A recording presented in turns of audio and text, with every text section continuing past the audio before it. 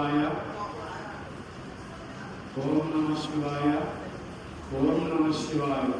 భక్త మహాశివులందరికీ కూడా ముఖ్య విజ్ఞప్తి, మన పార్వతీ చంద్రమౌళీశ్వర స్వామి ఆలయంలో శ్రీరామనవమి సందర్భంగా మన దేవాలయంలో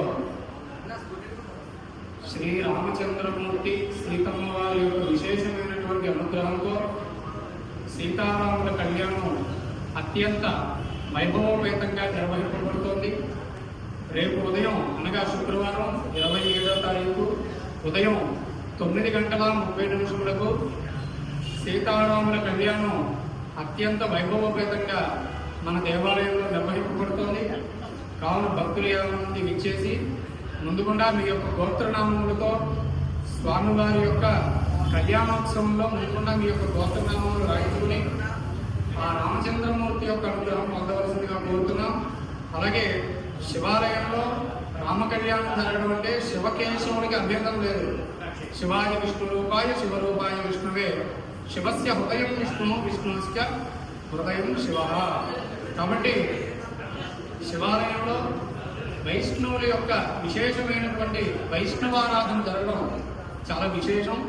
కాబట్టి ఆ పరమేశ్వరుడి యొక్క ఆ యొక్క రామచంద్రమూర్తి యొక్క లక్ష్మీనారాయణ స్వరూపం సాక్షాత్తు విష్ణుమూర్తి, రామో విగ్రహవాన్ ధర్మ, సాక్షాత్తు శ్రీరామచంద్రమూర్తి యొక్క కళ్యాణ మహోత్సవం వాడవాడ వీధి వీధి అన్ని ఊళ్ళో అన్ని గ్రామాల్లో విశేషంగా జరుపుకోవాలి.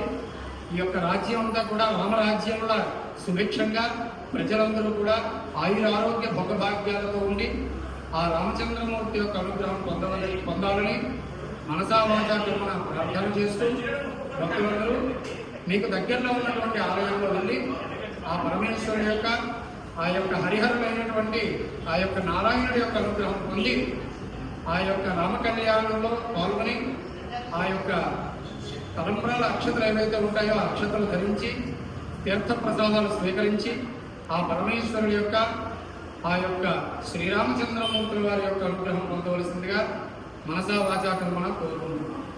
ఓం నమః శివాయ.